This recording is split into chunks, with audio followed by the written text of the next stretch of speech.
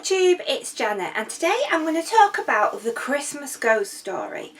It is a tradition that you read ghost stories at Christmas, and I was wondering about this because it sort of seems a little bit odd that Christmas is the time of celebration and joy, but it is a tradition to read the ghost story, so I had a little look into it, and it seems to have come from obviously the Victorian era and obviously Charles Dickens. And there was a time around the 1840s where Christmas was actually becoming a bit of a non-event. It was dying out, it wasn't really celebrated, and that was on the back of the years of puritanical rule when England was in that period of time where Oliver Cromwell was in charge and we had no monarchy and we didn't have Christmas.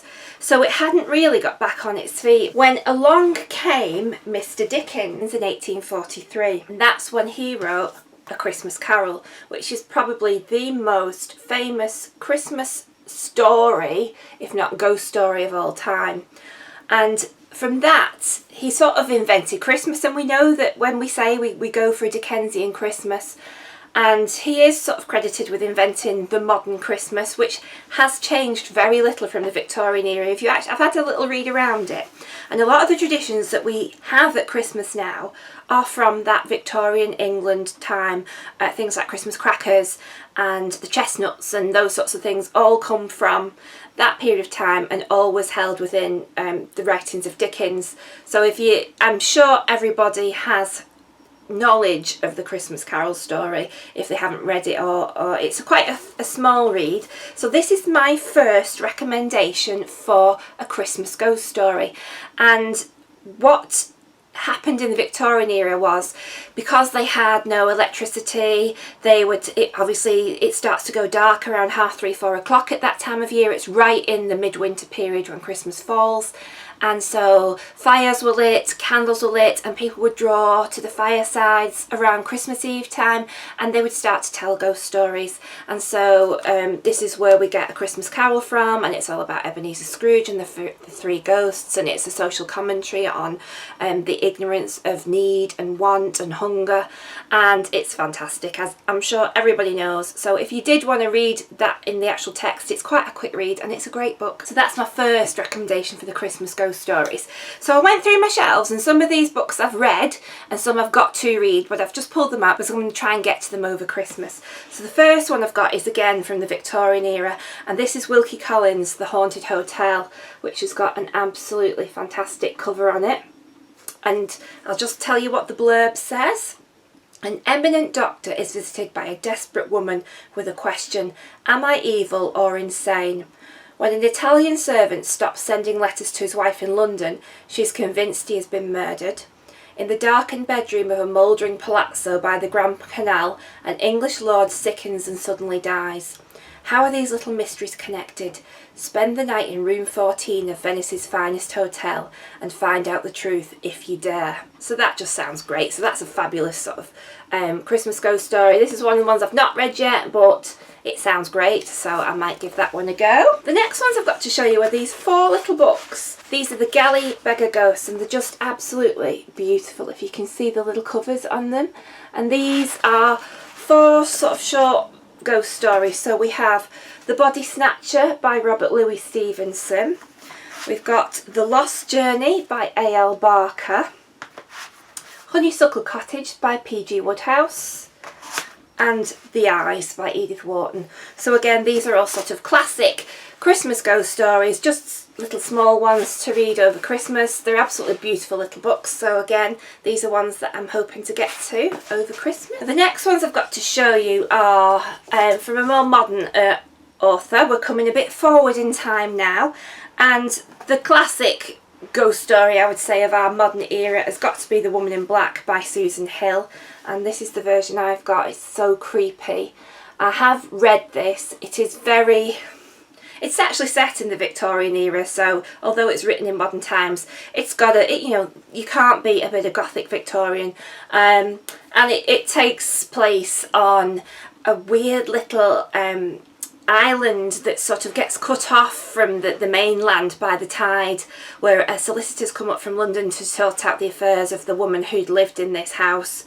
and he has to go to the house and he gets cut off, and it's always very dark and murky and foggy, and some strange things happen.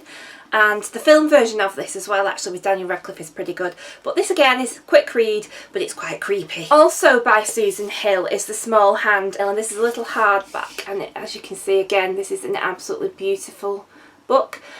This is one I've not read yet, so I'll tell you a little bit about this one. I stood in the dim green-lit clearing, and above my head a silver purring of moon cradled the evening star. The birds had fallen silent. There was not the slightest stirring of the air. As I stood, I felt a small hand creep into my right one, as if a child had come up beside me into the dimness and taken hold of it. So that looks good. Again, they're all like quite quick reads, these. The next one I've got to show you is a book that I discovered and read as part of Spookathon that was held earlier in the year, and this is a Japanese ghost story, and this is called Strangers by Taichi Yamada, and I have actually read this one, and this takes place in Tokyo, and it follows a businessman who's recently divorced, and so basically his office becomes his home in this big office block, and he's quite lonely. He's really got no social circle. Once 5 o'clock comes, the building's empty. Apart from, he discovers this one other woman who seems to also be living in this building, and they strike up a friendship. But what he also does is he goes back to his original hometown where he come from, where he was orphaned at 12, 13, something like that, because both his parents were killed in a car crash. So he just takes a nostalgic trip back to where he come from. And as he's walking around, he goes into one of the little theatres there, and he sees a man who resembles his father exactly as his father looked at the time of his death. And they strike up a conversation, and the man starts to treat him like he is his son, and he invites him back to his apartment, and his mother is there, and they gradually confirm that they are his mum and dad.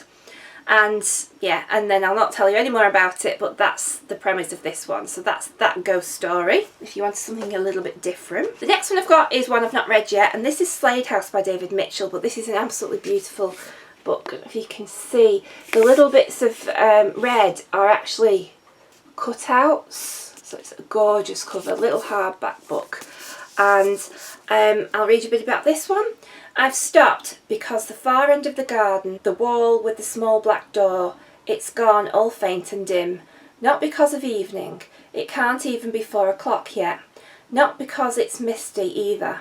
I look up, the sky's still bluish, like it was before. It's the garden itself, the garden's fading away.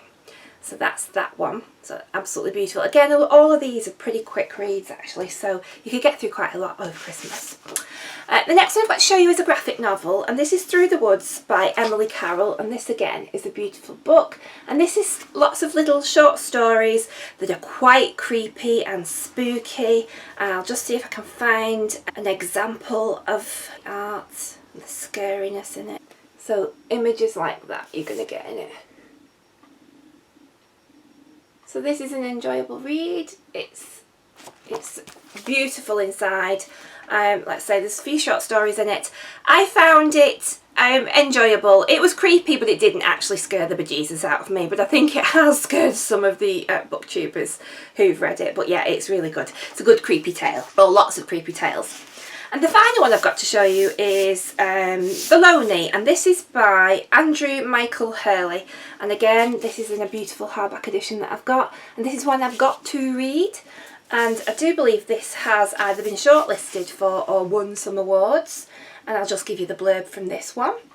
If it had another name, I never knew, but the locals called it The Lonely.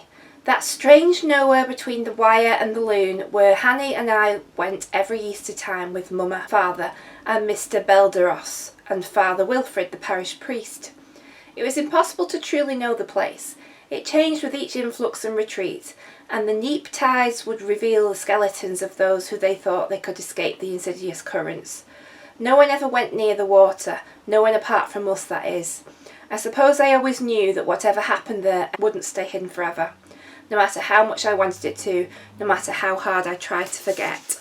So I don't really know much. It doesn't really give too much away, that, but it does sound a little bit creepy. So they're my quick recommendations for Christmas ghost stories. Let me know if you've read any of these or if you've got any other recommendations that you like to read at this time of year. I shall see you all soon. Keep reading. Bye!